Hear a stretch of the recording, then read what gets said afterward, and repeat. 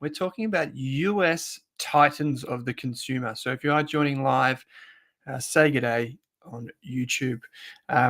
We had about 750 people watch this on playback last week. So if you are joining after the fact, g'day to you. You can leave your comments. I know there were a few comments last week about um, things like checking their earnings per share and those types of things. So thanks to Japan and everyone else that commented after the fact. But if you are joining live, say g'day. Of course, we're coming to you for Tiger Stocks. This is 60 minutes of company talk and company talk only. We're going to be talking about 4 different businesses today. You will know them. We've got Costco, Apple, we've got Microsoft, and we've got Tesla. This is part 2 of a 4-part series covering 16 companies in all. We started the series last week with Pilbara Minerals on the ASX, BHP, the big Australian miner. We had Qantas and Flight Centre. And I can see that in the comments last week that a few folks were saying that, I made some comments about, a lot of people, g'day JJ, welcome mate. People were making comments last week about how potentially Flight Centre being a physical travel agent maybe is actually still more relevant than ever, because the older generation typically love Flight Centre, but also it's good to go to a Flight Centre, even if you do things online, to get that reassurance that you are selecting the right flights and booking the right travel. So as always, when we do these shows, it's really important that you understand that any of the information is strictly general in nature.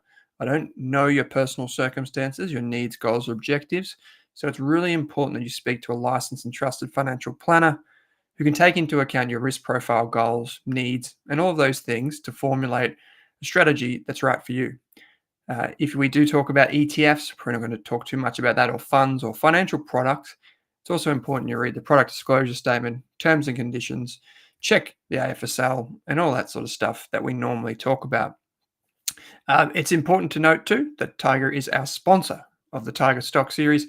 Tiger is a global platform for investing, and you can do it all in one place. I think I've got a slide here actually.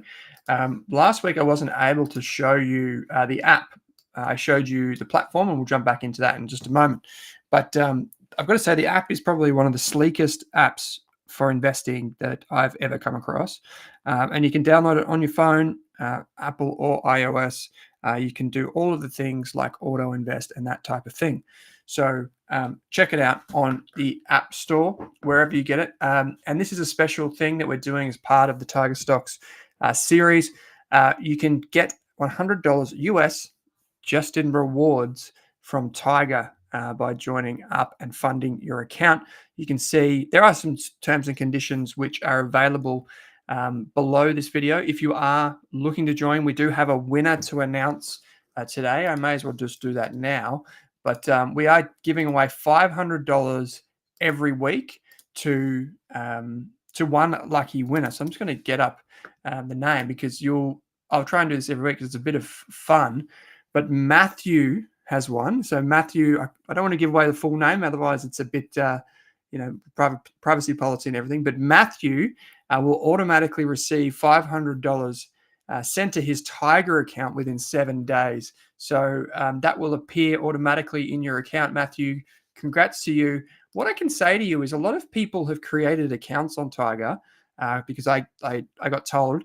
But here's the thing. Not many of them have fully funded their account right now. So if you're ahead of the curve here, you may be able to tilt the odds in your favor if you like the Tiger app and the platform and all that sort of stuff.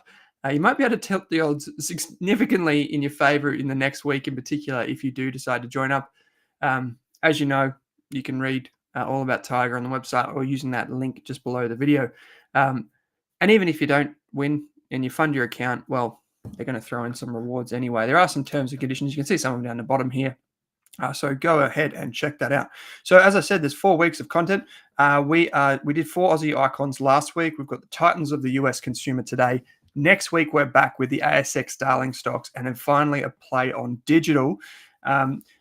By association, we might be bringing in a bit of talk about OpenAI today with the conversation around Microsoft. There's been a lot of news out this week.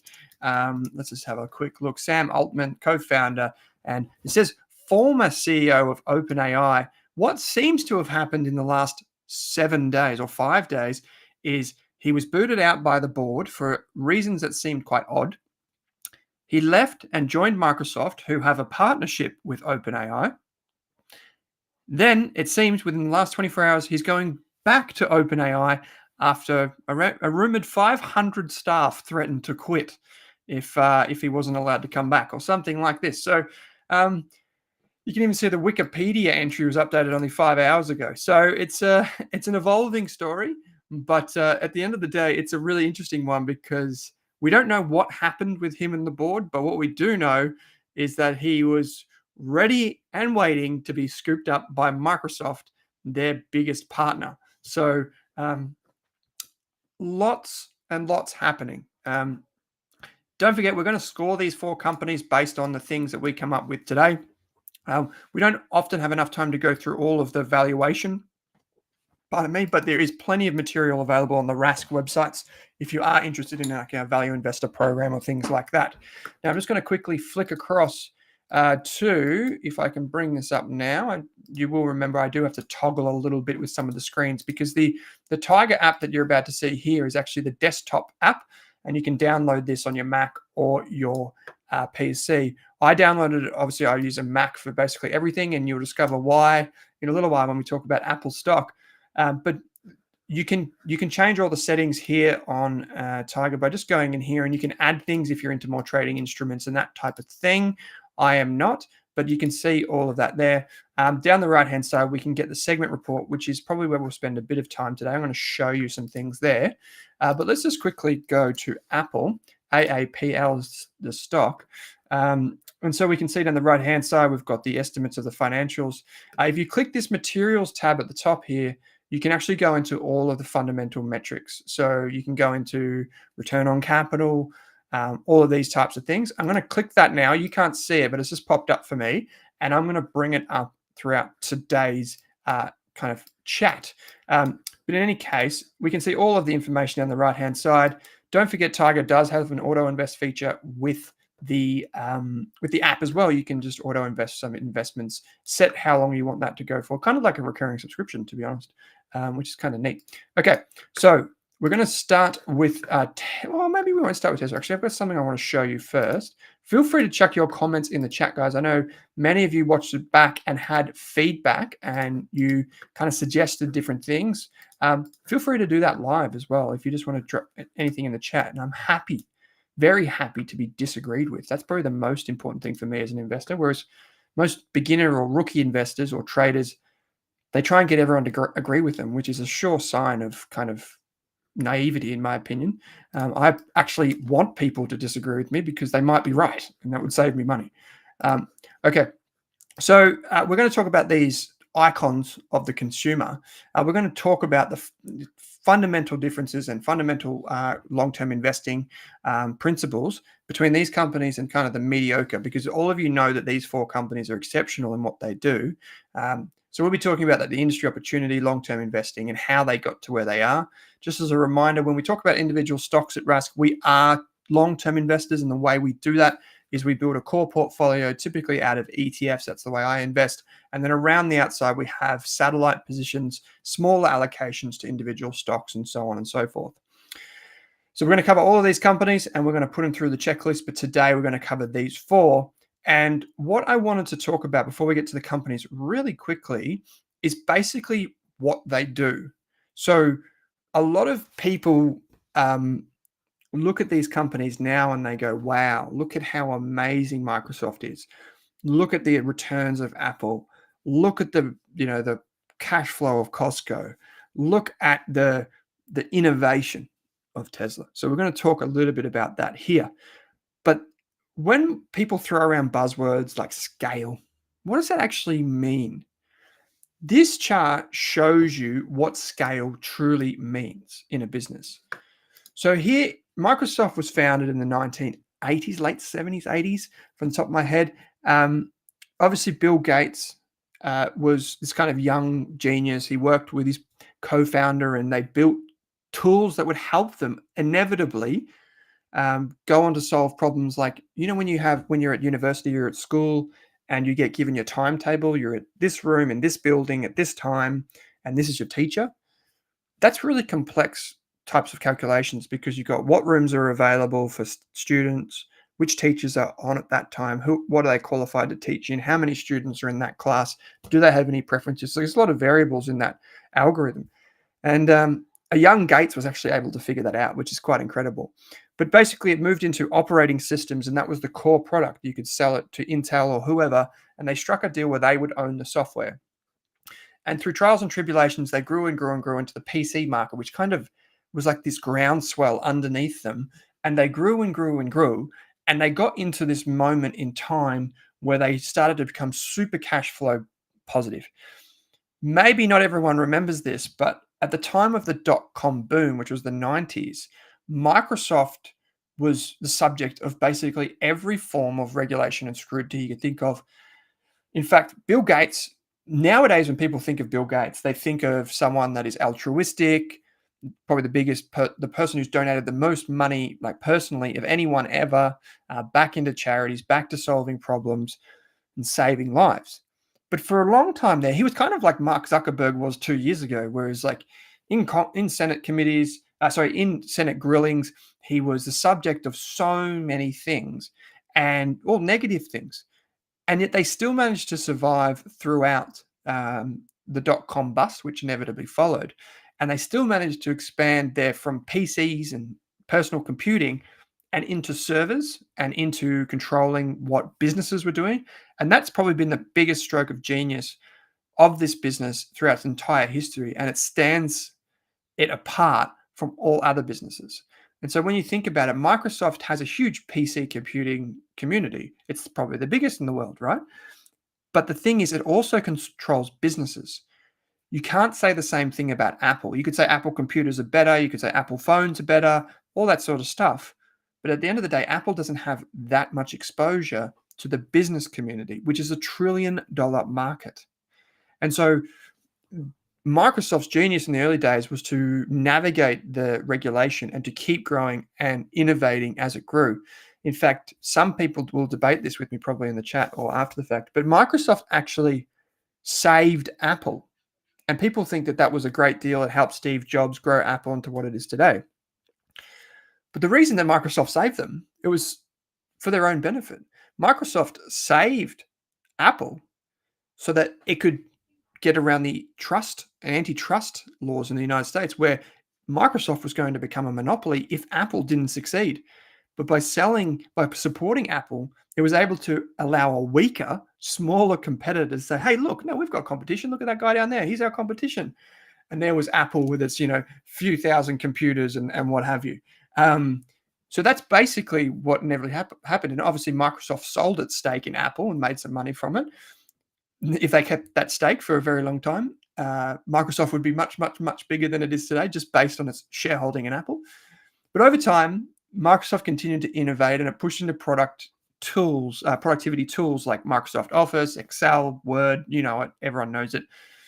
But what happened is Microsoft also continued to roll up other businesses. As it scaled, as it got more profitable, as it saw the convergence of PC and all these other different tools, gaming, Xbox, it began to buy or innovate in these markets and just monopolize the market.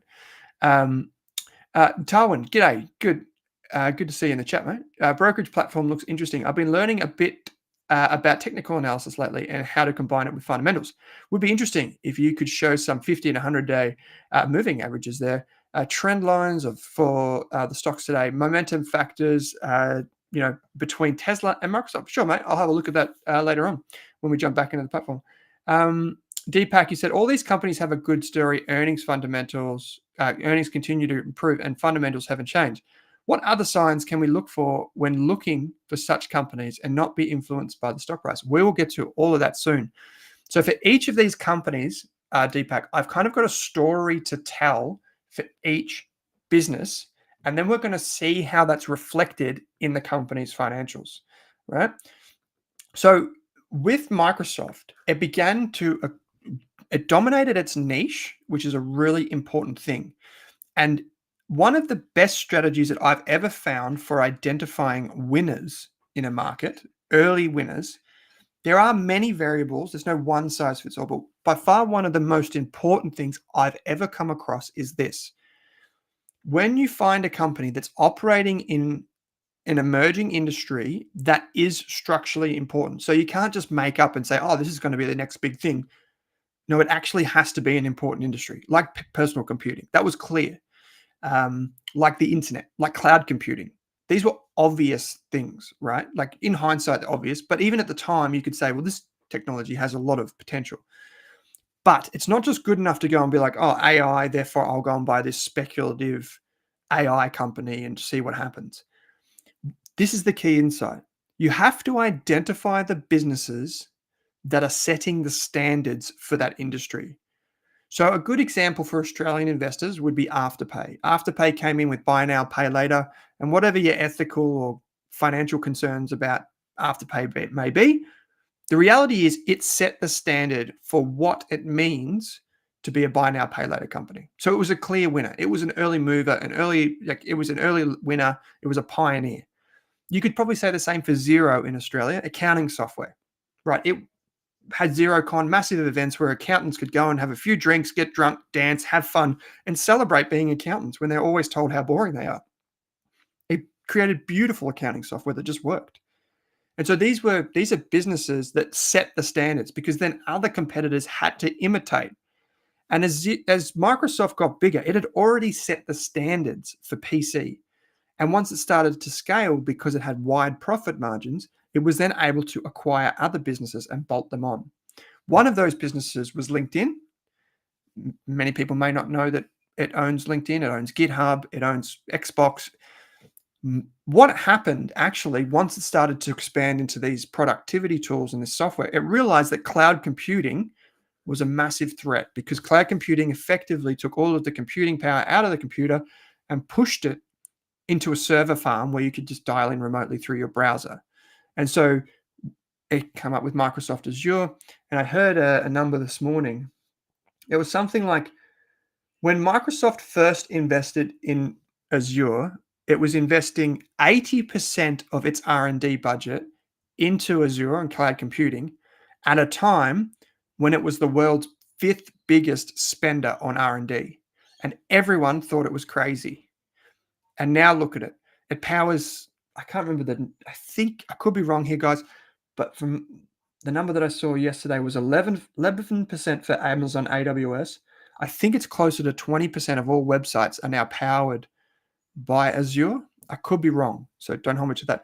But basically, it saw the shift. And now Microsoft Azure is the biggest part of its business. And so if you see the shaded areas here, and Deepak, this is going to the core of what you're talking about. How can you identify them? Well, you can see how Microsoft did it. It dominated that niche in an important industry, became really profitable as it hit that inflection point, but then it used that money to identify the next vertical that it could expand into and keep gobbling it up. Now, there are many other things which we'll talk to throughout this session, but every new innovation that it could come up with effectively expanded its total addressable market and increased its profitability. Whereas a lot of other businesses make acquisitions and expand into areas that just simply don't have the fruit. And you could say even throughout all this journey of dozens and dozens of acquisitions, it only recently, was buying gaming companies. It's only recently formed, like in the last few months, formed partnerships with one of the world's most innovative companies, you could say, which is OpenAI and ChatGPT creator. Now, my understanding of this deal is it's not an equity deal, so they don't own OpenAI. People think that. It's basically a partnership that eventually unwinds. So they are exposed to it. They are benefiting from these productivity tools because now OpenAI can power all of this other stuff that millions of people around the world are using. And Microsoft can charge more for OpenAI than OpenAI charges Microsoft. And that's where it gets more profit uplift. Okay, so let's take a quick look. Let's jump back into the platform. I'm going to bring this up here, and we're going to jump straight into, why don't we go into the financials first? So here we go. We'll bring up the financials. So here we can see, this is that little materials tab that you saw me click on before. Let's make that full screen for you. And we'll just jump across to Microsoft here.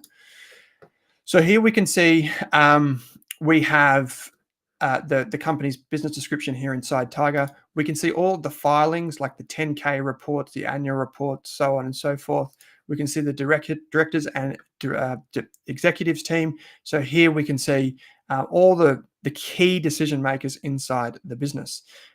Many of you will know Satya Nadella. He's the visionary and kind of the leader of the business end to end these days. There's a fantastic interview with him. If you want to get to know him a bit, there's a fantastic interview with him and kind of his vision for the world and how computing should be with Michael, what's his name, Rubenstein it's the Rubenstein show on Bloomberg. It's a 20-minute interview and explains who he is and how he's struggled through life and got to where he is today.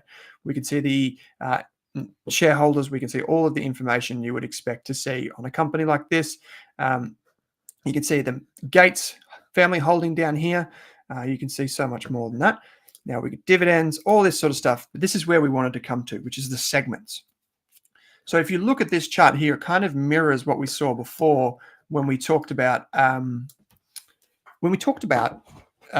kind of like the layering on. I kind of think about it as someone that's like riding a wave, a surfer that might be riding a wave at the beach. And then you know that feeling if you've ever been in the surf and you're riding a wave, maybe not a surfer. I'm not a big surfer. You could probably tell that by my slightly pale skin. You're riding that wave and then another wave catches up with that wave and it pushes you even faster. And then a bigger wave might come and it pushes you even faster. So you kind of get these waves layering on each other. And that's effectively what you get in compounding like this. And we can see here that now, as of 2023, Microsoft's cloud computing accounts for over 40% of the business's income, which is enormous. Like, look at the growth that is experienced. All parts of the business are growing, but that is the key growth business. And I can see Taiwan just said, all Google, Amazon, Microsoft dominate the cloud. Microsoft getting ahead of Amazon in the last few rounds of earnings. Yeah, and we can see this reflected here, how well it's done. And we can see like all of it by region. This is actually one of the things that's very unique by Tiger compared to a lot of other brokers, that a lot of them don't show you segment level financials like this. And so if we go to the things that we were looking at last week, where we go to financial analysis up the top here, and then we scroll down and we can see, pardon me, gross profit margin, 65%. You take that any day of the week. This is the kind of figure that we want here, which is the return on invested capital, or ROC, return on capital here. So this compares the profitability of a business based on its internal investing in itself. So all of the money that it keeps, how does it reinvest it back in? And basically, like if you think about it like this, if you took $100 of your profit, so say this is for the year 2023 here on the left-hand side, if you took $100 of your profit and you reinvested it back into the Microsoft business by creating more tools or selling more features, you're going to get $121 or $120.85 next year inside your business. And so eventually what happens if you can identify businesses, Deepak, this is for you, that are able to compound the return on invested capital, they're able to reinvest in themselves and compound at say 20% per year in this instance, you will eventually have a business that is much, much, much bigger than it is today. The key thing is identifying the business that can compound at this pace. So that is the key thing. Not many businesses can maintain a competitive advantage over 20%. A return on invested capital over 20%. So the two things you need to look for is one, a growing business and typically that means a growing industry, not always, but a growing business, typically underpinned by a growing industry, and some sort of defensive features. So ability to keep competitors out. So in Microsoft's case, it would be the software, the operating system, building on top of that. So we see that here reflected. And this sole line here, if we could boil it down, is the only reason that a business like Microsoft can keep compounding for so long. Now, you might be saying, well, Owen, it fluctuates from year to year. And that can be because of accounting standards. It can be because the structure of the business has changed over time, or it can just be when it reaches maturity. This is a business, and thanks, Taiwan. So we've seen, where are we? On the income statement, you asked me to click year on year. We can see that this business is not exactly slowing down. Like over the last 5 years, you can see 17%, 13%, 17%, 7%. It is a gigantic business, still growing. So that is the key thing here. And a really, really, really interesting business. So let's give it some scores. Remember that we're going to score these companies based on kind of, I'll bring up the other thing before I explain this. Let me just show you here. So you will remember that we're going to score these companies based on like the fundamental metrics of them, but you cannot use a checklist like this and then compare Australian companies to US companies, because at least not the big ones, because you can't compare a $4 billion Australian company compared to I don't know what Microsoft is right now. Off the top of my head, it is $2.8 trillion. It's not really comparing apples to apples. So what we're just trying to do is kind of like score the US companies independently. That's why we have them in this yellow shade. Okay, so growing sales opportunity, huge. Microsoft's just the cloud computing business is growing double digits. It is a $1 trillion a year opportunity, and it's not there yet. So big sales opportunity. It can make acquisitions, unbelievable cash flow. You'd have to score it pretty highly, even though it's already big. This is the thing. If it keeps expanding into those new verticals and keeps capturing more value, there's really nothing to slow them down. So probably the one thing that would slow them down is regulation, but I'll get to that in a little bit. Okay, so let's go. I'll give it a 9, to be honest. I think it's that good. Is it a defensive business model? If anyone wants to comment in the chat while I take a quick drink of my coffee, is it a defensive business model? What do you think? I've got an answer to it, but what do you think it is? My answer is absolutely. So, and that's reflected in that return on invested capital. It can maintain that even though it's got so big. So for the most part, I would say, yep, Tarwin, thank you, said, yep. So I would say it's a defensive business model. I mean, there probably are more defensive business models, maybe like toll roads.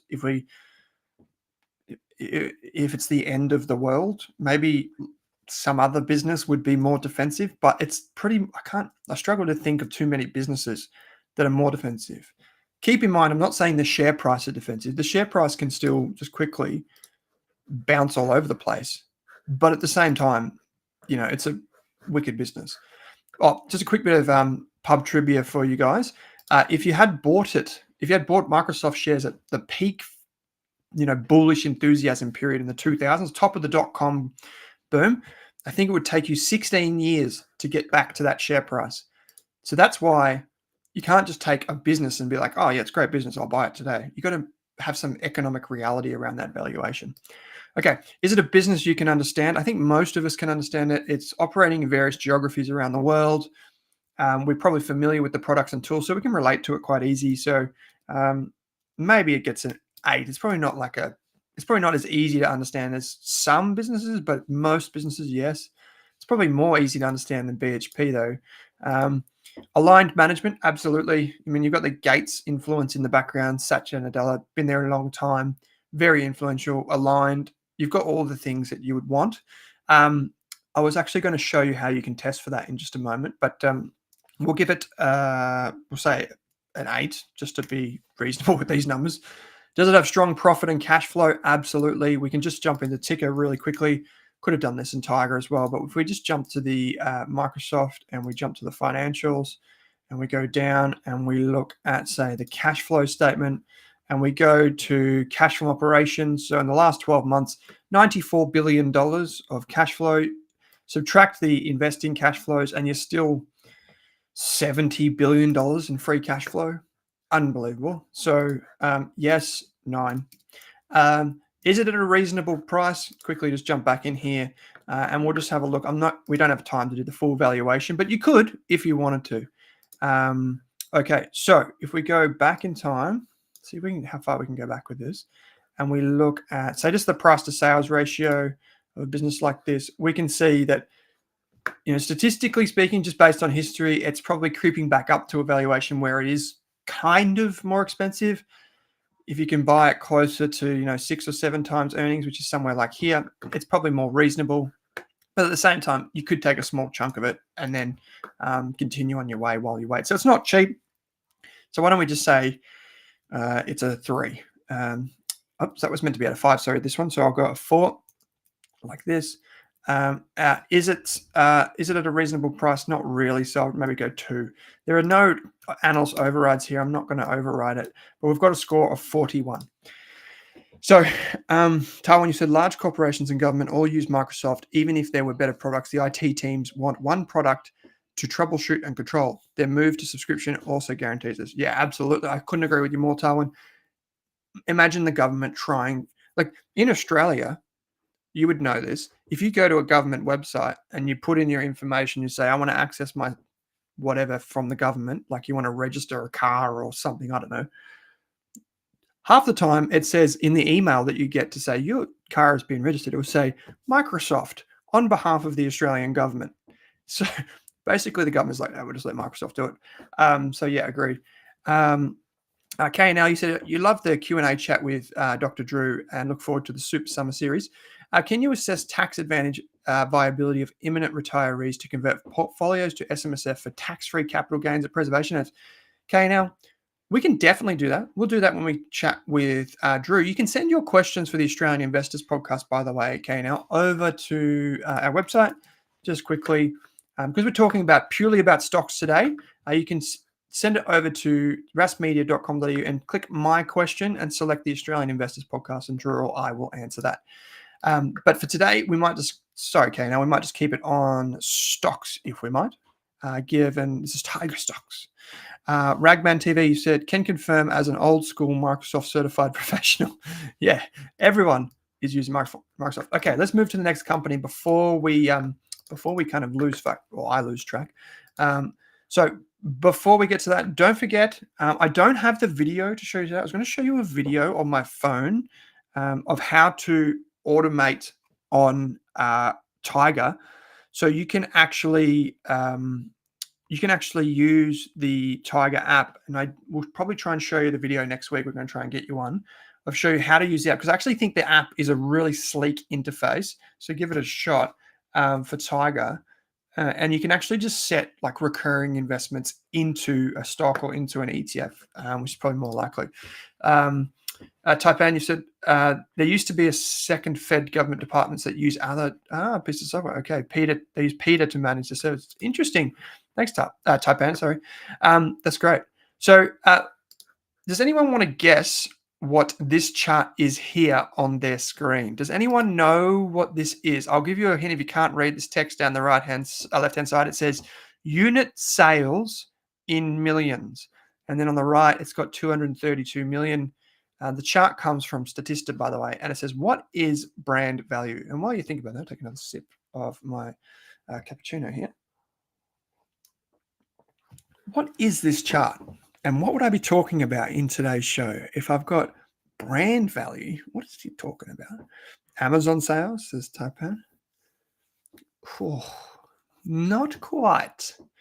Okay, I'll let you in. I'll let you know.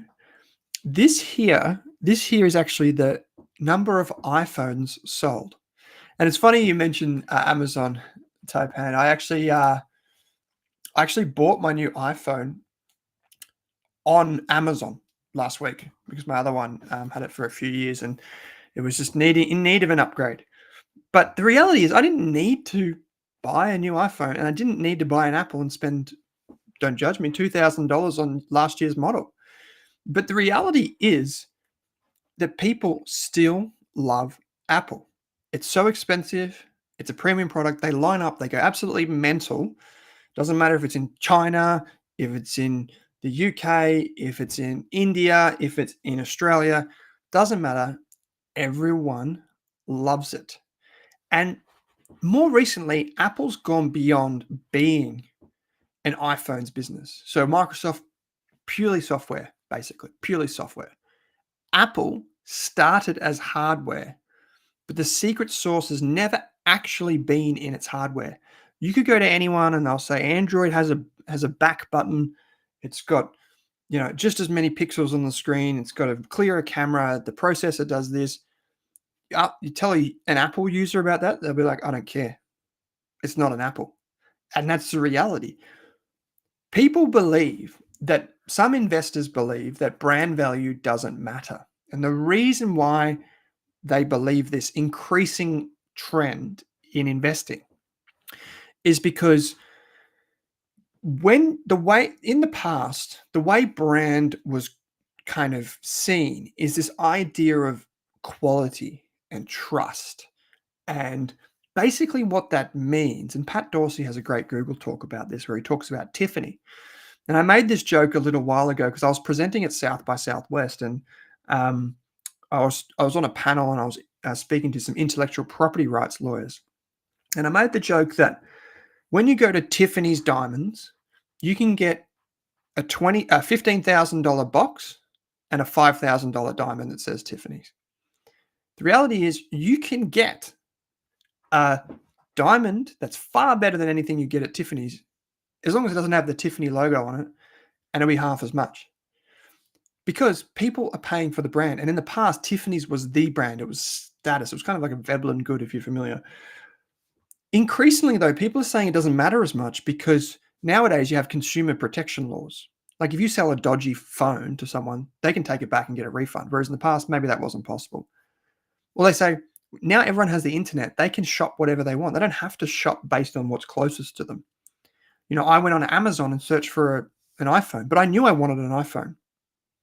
The reality is, the reality is that brand, I believe, is still important because even though we might go for, a different variety of baked beans or a different, spaghetti sauce or something like this, when it comes to important items, people still value the brand. So here, what we can see is kind of that view reflected. And in the early 2010s, Apple did what Microsoft did. And it saw that it can't just rely on iPhones. You had the Apple Watch coming, you had the iPad still selling, the new iMacs, they made their own chips, that sort of stuff. But they also launched into subscription services. And so that will be reflected in a chart that I'll just show you in just a moment. Just bring this up here.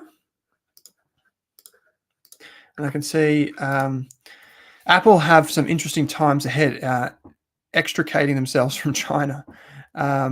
Yes, indeed. So, Ben, you did guess correctly that it was iPhone sales. So, well done to you, mate. Okay, so let's bring up Apple right here. And if we go to segments here, so here we can see that influence that you see on Greater China. Huge business for Apple. It's been one of the businesses, one of the Western technology companies that has been able to continue to, I guess, innovate in China and grow there. Taiwan, you said, this is a good comment. You said, Apple has a solid business model, but the capital outlays are going to hurt it, I reckon. I hate Apple, by the way. Doesn't mean they're not a solid company. Yeah, well, that's it. I don't use Microsoft products, Taipan, but I'm more than happy to invest in Microsoft as a business because it's a wonderful business. Doesn't mean I have to like the products. If we go back to the different shareholders, of course, we'll see all the big names, BlackRock, Vanguard, Berkshire Hathaway, Warren Buffett's company here. Berkshire is, if you were to invest in Berkshire, a big part of your investment thesis is basically what's going to happen with the shareholding in Apple. We can see the dividends over time. The company has continued to ramp up dividends through time. And in doing so, what it's effectively done is it's also taken on debt. So it's done financial engineering while it's also done operating engineering in terms of building better products. So if we go down to the financials here in Tiger, we can see obviously all the income statement, get an overview, look at all these different things. Once again, we're going to look at this figure here, this purple line. If you can see this on the screen, we've got return on invested capital. Now, this is actually a really good demonstration. If you look at the different lines here that Tiger's got on the screen, you can see that the return on equity, which is this line at the top here, a lot of old school investors still use this return on equity metric. Return on equity compares the net profit of a company to its shareholder equity on its balance sheet. So annual profit, and then you get the shareholder equity. But what it doesn't always show you is the financial leverage. So what you can do to grow your business is you can take on more debt. Debt is a form of capital, And that can juice your returns, and your equity kind of stays the same. And you think, well, how good is that? It looks great. That's why I always use return on capital, because capital takes into account both debt and equity. And so you're getting, and cash, by the way, you're getting all of that in one. So that's why it's more consistent through time as well. So as you can see, return on capital, very, very, very exceptionally consistent. And the reason for that exceptional profitability is because over time, the business has been able to continue growing its sales, but predominantly, I'm going to show you this on a different screen. If we go to here and we go to here, if we go to the SEC filings, I'll bring this up on the screen for you really quickly. And if we go to the 10K, which is America's version of an annual report, and we go down into where are we? Supplemental data to the financial statements. So here we can see through time Apple's financial results. But what you can see is the services business. This is like iCloud, the App Store, all of that stuff that's not the hardware. You can see that is the business that is growing rapidly. And then if we jump down to the profit margin, or at least what it has to pay away from that, you can see even though in 3 years, Apple's services revenue has climbed about $23 million or just under? Just under that. So it's about $17 billion. Its actual costs for that incremental sale is up only $4 billion. So for every billion it's spent, it's got $4 billion back. And that's the sign of this business becoming more profitable as it grows. And that's what's powering its gross profit margin, because it's not its sales of products. They've basically gone backwards or nowhere. It's actually just the services business selling more services to the same people like me. And that's what's ultimately powering its business. But if we go down, there's one thing I wanted to show you, and this tends to happen with some companies. So I just wanted to show you now so you've got it in the future, back up there in your memory palace, so to speak. So on the financial statements, we can see here, and this has been basically since Tim Cook took over as CEO, it's been happening. But what you can see here is the company does have a considerable amount of debt. So you can see that here. It's always had some debt, but it's got a considerable amount of debt right now. Whereas you compare this to some of the other businesses, they have less debt. There's just the simple reality. They have less debt and more cash. Now, Apple is not in a bad situation. It's got more cash than debt, but at the same time, it's got a lot of debt. And it got to parity. And they wanted to do that because that's financial engineering. They thought, well, at the time, you could get, Apple could issue a bond 3 years ago at a few percentage points of interest. So if we bring this back to some simple numbers, growing sales opportunity, yes, but not probably as beautiful as Microsoft. So maybe we give it, a 7. Is it a defensive business model? Yes. Is it as defensive as Microsoft? Close to, but maybe not as defensive. Is it a business you can understand? Yes, I think all of us could understand it. Do we have aligned management? Absolutely, we do. The last time I checked, this is going back a few years. In fact, I probably didn't see more aligned. This going back a few years ago, Apple CEO Tim Cook got paid the equivalent of 13 times. So he got paid an annual salary, but he owned shares equivalent to 13 times his annual salary. That means he's got a lot of skin in the game. He's not there for the pay packet every week. He's there for long-term value creation. Strong profit and cash flow, exceptional profit and cash flow. So also gets a 9. Is it at a reasonable price? Let's have a quick look. We'll just use ticker because it's quick and easy, and I'm already in the tab. I don't want Alcoa. That's a very different, ugly style business. If we go here and we look at the valuation, it is loading. Ladies and gentlemen, it will be with us in just a second. If we go back in time, what are people willing to pay for this business through time? Let's bring it up. And we can see that it's probably at a value which is more indicative to what it was recently, but it's still not as cheap as it was. I remember I was investing in it down here, maybe even a bit earlier, and I very much enjoyed that increase in valuation and also the increase in profitability. I'll give it a 2 as well. So there we have a slightly lower score for Apple. So the next 2 companies are going to have to be quite quick again. I've run out of time, but I wanted to quickly show you, if we jump back to the slides and we go here, this is actually a photo of my other half. So my partner here, We went to Costco recently, and you can't really see it. That's here in Melbourne.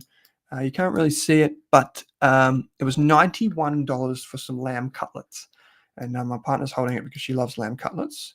And you'd be thinking, wow, that's extremely expensive for lamb cutlets. Yeah, but see the size of this packet? It's actually 2 layers deep as well. So we've got about 50 cutlets for $91, and they're the best cutlets I've ever had in my entire life.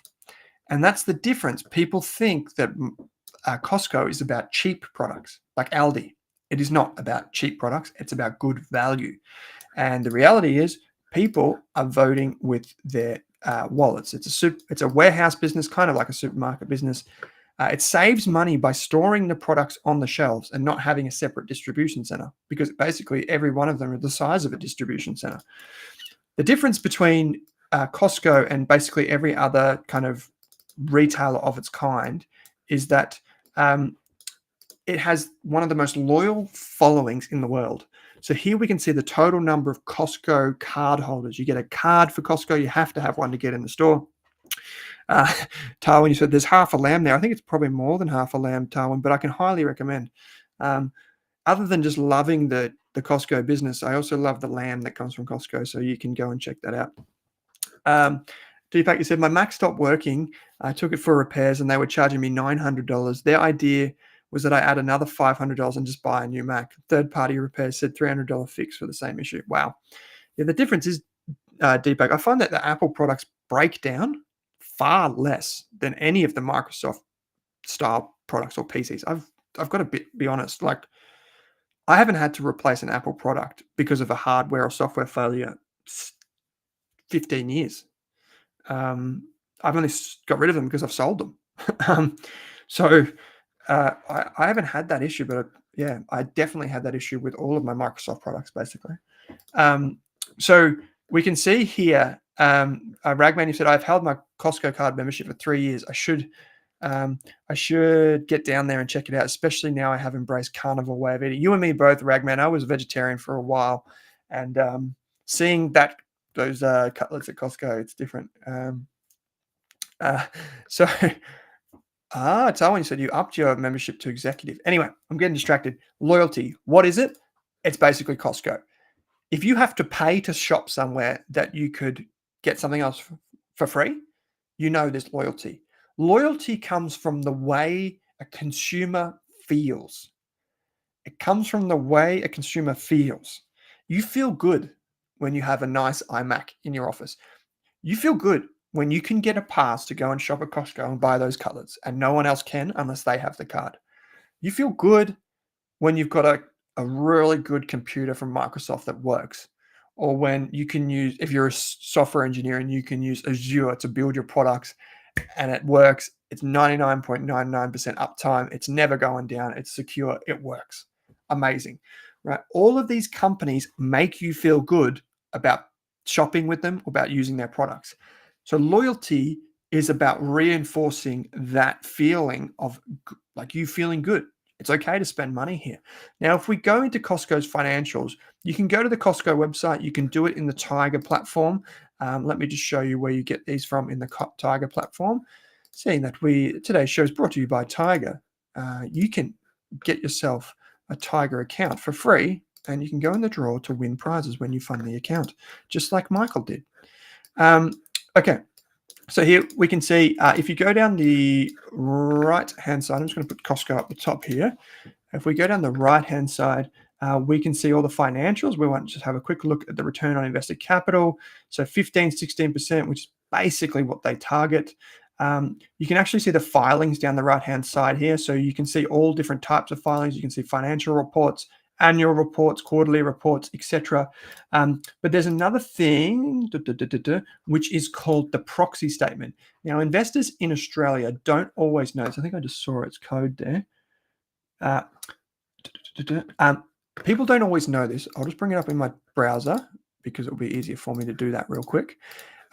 In the United States, under US GAAP accounting, you have two different reports. You've got the annual report, which is all the financials, often called a 10K, but then you also have the proxy report, and this comes out typically after the annual accounts.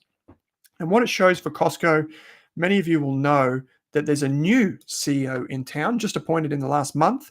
The CEO up until recently, it was Craig Jelinek. The new CEO, Ron Vakras. Now, Ron here, now this is the thing, I saw a real interesting joke about this on Twitter the other day. When it was announced that there would be a new CEO of Costco, there was a joke about millennials and Gen Z. So it was at their expense. I'm a millennial. I'm in this category, I believe. Basically, what it said is it's almost impossible to think the Gen Z mind cannot comprehend that you might spend 30 years of your life starting at a warehouse and becoming the CEO of a multi-billion-dollar company.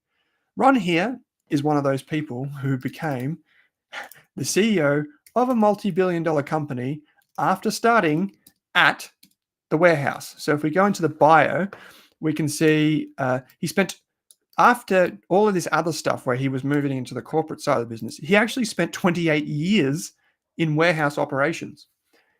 This is something you do not see these days. And this goes to the culture of businesses like Costco, businesses like Tractor Club, if you know those. Like these businesses are wonderful family style run businesses where you're in the family when you become a member of the team. And this proxy statement, it shows you how many shares the key directors and business leaders own. So you can see that right here. You can see the previous CEO who's just stepped back at 363,000. You can see Vakras has got 22, so he'll likely earn more as he steps up. You can see none other than Charlie Munger, part of the Berkshire Hathaway and Warren Buffett duo. Charles Munger is on the board. So you've got some wonderful people sitting there on the board of directors, getting appointed internally, exceptional alignment with the long-term value creation of the business. Okay, so if we just go back, now I don't have enough time, but I'm just going to be brief here. But if we go to the data on Costco, growing sales opportunity. The sales opportunity in the United States is probably more mature than it was many years ago, but people have always said that it's a mature business because it does something that's not digital. But I would say it is probably fair to say that it's more growth is probably outside the United States and Canada. So maybe we give it a 6. Is it a defensive business model? Yes. Even though we have online solutions and things might change. Like I think I saw this week, Amazon is going to start selling Hyundais. So you can buy a full car on Amazon, I believe. And that is possible that we might see people getting 50 cutlets for a good price on Amazon in the future. It is a possibility, but there would probably be signs in the profitability of Costco before you get to that. So what was the question here? How do you assess the risk of Apple or Microsoft to plateau on their good brand laurels versus maintaining strong growth for investors, i.e. the OpenAI edge? Do investors need to wait for the dip in the share price? Good answers here. Ben, you've said monitor the gross profit margin. Monitor the gross profit margin, but also monitor sales growth over time. And when you look at return on invested capital, K&L, when you look at a company's return on invested capital, so return on invested capital looks like this, and it's some jargon, but basically it looks like this, right? It looks like the return on invested capital equals net operating profit after tax. If you can't be bothered calculating that, just take EBIT, earnings before interest and tax, or operating income is another word for that. Operating income, and just divide that by total capital. Now, if you go into, say, Tiger or wherever you get your brokerage or your financial information, just know how these metrics are calculated. And if you own shares, try and pull them apart and see, well, why was the operating income at that level? Why did the return on invested capital ratio fall? It's the why that will help you understand how a business's fundamentals come together. I hope that makes sense. And so Tarwin says, I'm monitoring return on invested capital, earnings per share, and sales/revenue growth. And another thing might be, just looking at the company's strategy and reading through the quarterly transcripts. Okay, now you can get the quarterly transcripts online. The company's also has like the presentation days and that sort of stuff. Tarwin, you said maybe Qantas should give a baggage handler the CEO position. No, wait, they sacked them all. Yeah, that's right. The baggage handlers were throwing the bags everywhere. I remember that. A business you can understand, Costco, absolutely. I'm going to go back to the financials in just a second. I'd say even 9. Aligned management, yes, 5. Strong profit and cash flow, yes, 4. 8. Reasonable price. Let's have a quick look at Costco, and then I'm going to quickly jump across to probably the most exciting one, which I didn't leave enough time for, which is Tesla. There's one more thing I wanted to show you with Costco once this is just loaded. So please bear with me. I'll be not that long. So if we go, I'm just using price to sales. You could probably use price to earnings or whatever you want to use. But you can see the valuation has slowly got more expensive over time. Costco has been increasing the price of its memberships. But if we go here, what I wanted to show you is if you look at the fundamentals of Costco, you can see, say, even if we take this 52-week year, we can see the revenue. A lot of the revenue is obviously from selling things in the store or in the warehouse. They make about $4.5 billion a year just from people like you and I, whoever is in the chat, to shop there. You pay the membership fee. But if you jump all the way down to net profit, you'll see that basically they don't make that much net profit. They're a very small margin. And that's because they basically make their profit from the membership fees, and everything else covers the cost of running the business. They have very low admin costs because they run it all out of the warehouse, basically. Just as a bit of interesting information, a typical warehouse like a Walmart or something like that has 100,000 different units of products. Costco, 4,000. That's the difference. That's why I can keep it simple. Okay, so got to be quick here because I'm running out of time. Everyone knows Tesla is a business that sells electric cars. Huge insider ownership thanks to the likes of Elon Musk. We can go, if we zoom in, this corporate governance thing could, I'm sure, be a bit of an interesting section in the annual report because we all know funding secured, as Elon Musk famously said on Twitter, where he kind of alluded to that he might actually have funding to buy out Tesla from Saudi Arabia or something like this, when he didn't, in fact, have any of that, and he got fined and blah, blah, blah, blah. So governance might be a bit of an issue, but for the most part, this is a wonderful business nowadays. Up 18,000%, not including any stock adjustments, as far as I know. Here we can see the business through time. So we can see sales on the way up, automotive sales, leasing on the way up. They lease cars in the United States, for those of you that aren't familiar, and it's actually a really good deal. Basically, what Tesla is moving towards, if you've never been in one of these cars, I would highly encourage you to go down to a Tesla dealer near you and just test drive one. It's free. Just go and test drive one to see what it's like. I am not a car person, but I did buy a Tesla recently, and it is by far the most magnificent piece of automotive engineering I have ever experienced in my entire life. I'm not a cars person, so I haven't been inside a fancy car like a Ferrari or something, but for the price of a soccer mum or dad's car, you can get probably the most advanced car ever created and one of the fastest ever created that doesn't cost you anything in maintenance, that doesn't cost you anything in petrol. And it's just quite amazing. And you can actually see when you step into it how it makes you feel, but also you can see where it's going. So just to have the internet connected to the Tesla, it's $10 a month.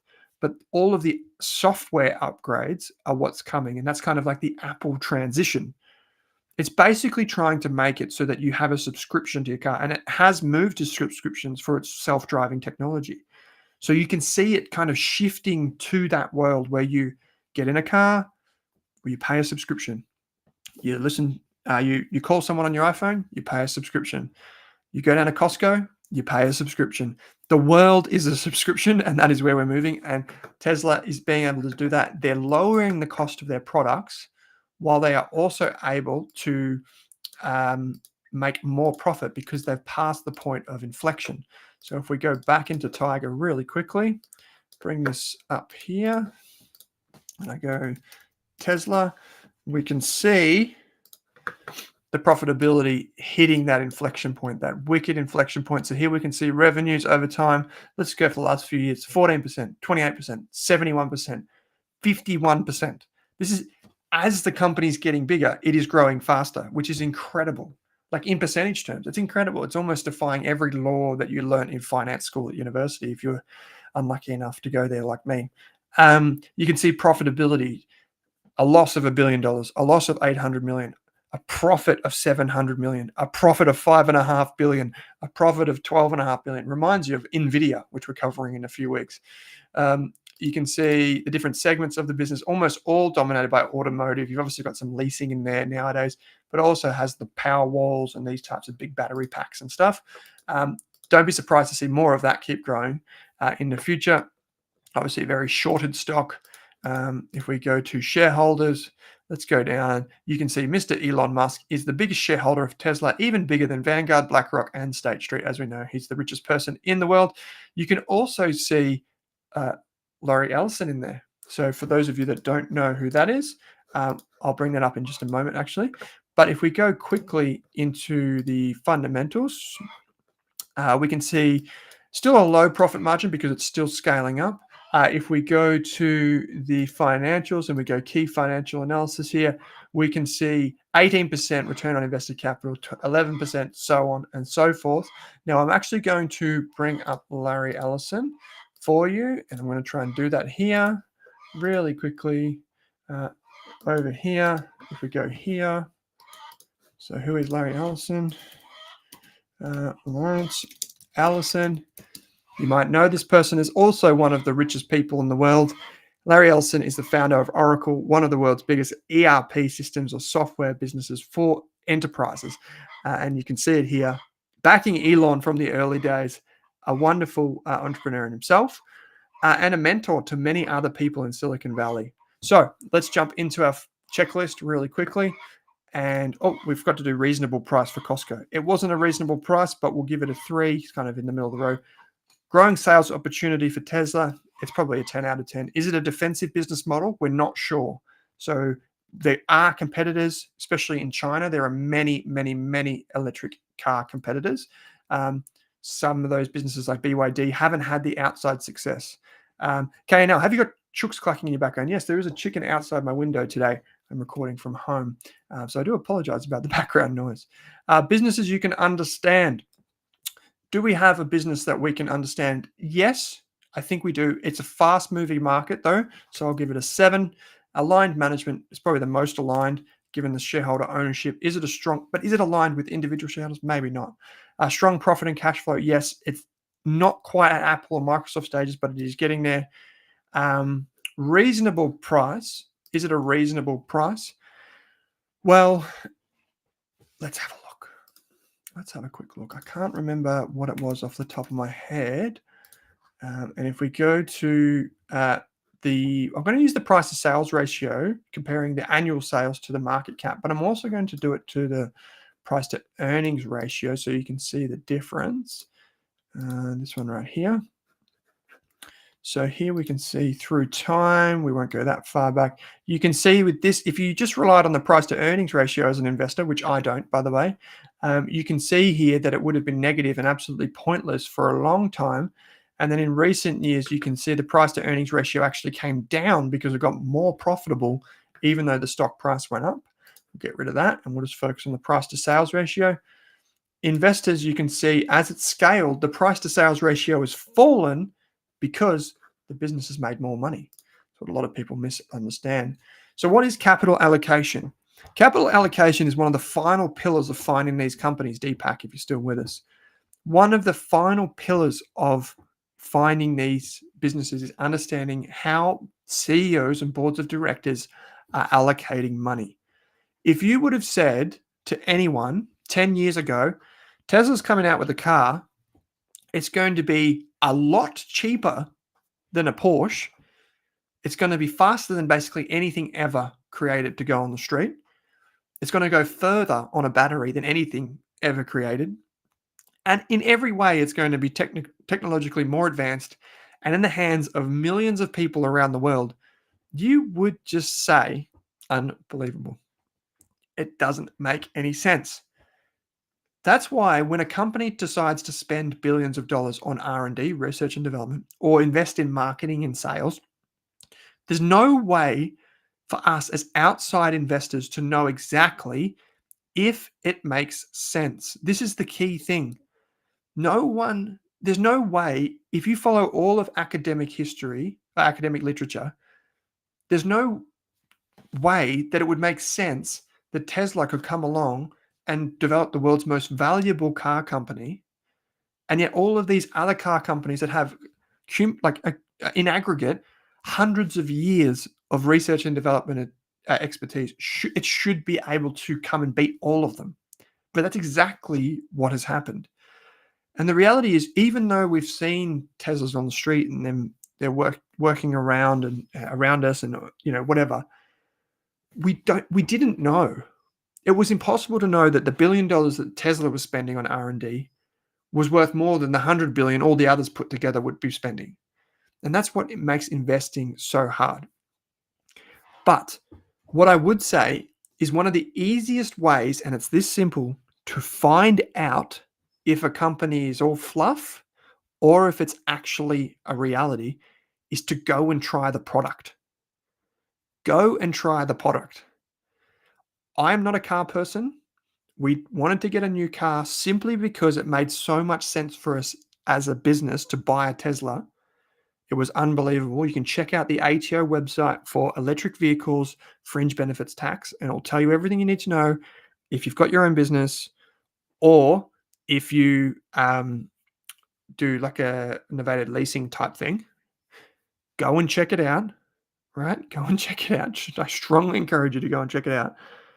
I bought the Tesla online, having never bought one. And when I picked it up, I didn't even know how to turn the bloody thing on. I didn't even know if it was on because it doesn't have an engine. It's got like the electrics, not an actual engine. So you don't know if it's on. It is easily the best thing I've ever stepped foot into. And I used to race motorbikes and do all that sort of stuff. I would never, ever, ever have paid half as much attention to the company if I had not tried the product. Just like going to Costco. I was a skeptic. Just like going to Aldi many years ago. Just like using an iPhone.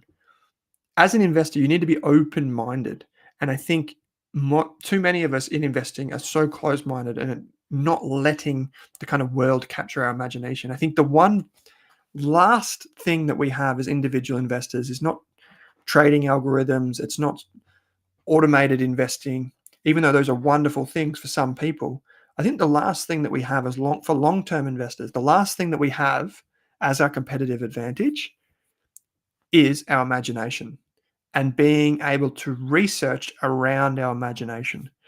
So to be able to say, I think this Tesla thing is kind of cool, but I need to make sure it makes sense. A lot of people just go with their imagination and don't actually do the sense-making part.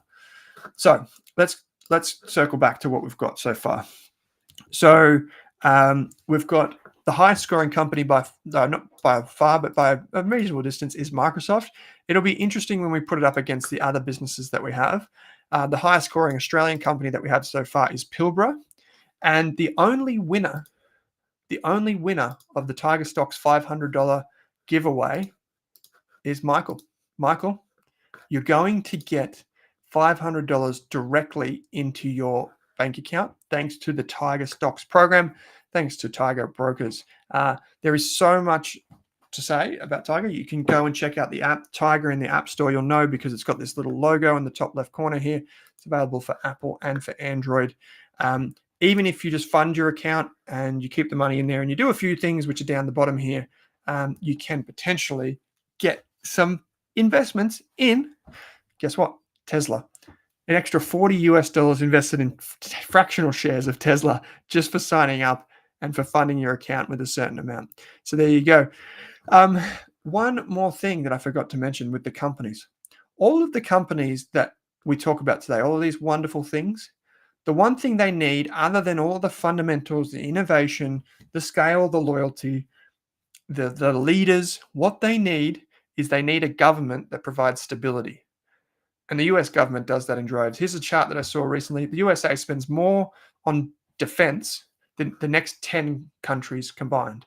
You might say that's a good or a bad thing, but in any case, these US companies can conquer the US market and then instantly go abroad, knowing that they're going to have a stable democracy behind them. They've got a huge market in their own, and around the world, they're also seen as kind of the global currency for corporate enterprise. So that's a little thing I'll just tuck on the end there. So good questions here. We've just got some quick questions before we wrap up. Ragman, you said, my mate who last bought a VF Walkinshaw 375. So that's a very fast car. I know it is, Ragman. Just bought himself a Model 3. I am awaiting a time to go for a test drive in his, but I love taking his VF for a square. I can tell you this, Ragman, if he's got the Model 3, that's even the basic model, it will blow your socks off. And if he's got it recently, he can also go into the settings and he can put on something called auto steer on the Tesla, and it will drive around corners for you. It won't indicate or do all that, but it will drive around for you. Just keep your hand on the steering wheel. That's what it keeps telling me. It will drive around corners. For example, I was eating my banana. I was catching up with an analyst this morning down the road, and I was peeling my banana and just watching the car drive me around corners. Don't tell Tesla I did that; they'll probably boot me off. But that's what I was doing. So go and check it out. So the question from Deepak: will you keep running the Thursday sessions after the end of 4 weeks, or is it just for 4 weeks? Deepak, depends if you love it, and if Tiger like it, we probably could. But we are running. So for Tiger, there's a video of me watching myself. That's a bit weird. For the next 4 weeks, we are running it on the Rask YouTube channel, and you can go to the live section and you'll see the upcoming sessions here. Please hit the notify me button and check it out. Don't forget, every week we are saying who won the $500. So I hope to keep doing it, but check it out anyway in the next 4 weeks, Deepak, and I'll come back to you next week. So I'll see you guys next week. I'll see you next Thursday, same time, same place. Different URL, but in the same YouTube channel. And we will go from there. So thank you, everyone. Thanks, Shan, KNL, Ragman, Taipan, everyone that joined us live today, everyone who watches back on replay. Don't forget, you can leave your comments in the chat. There is a link below the video. Let me just show you where this is really quickly. There is a link. If you click on, today's video, it's going to come up with a weird thing here.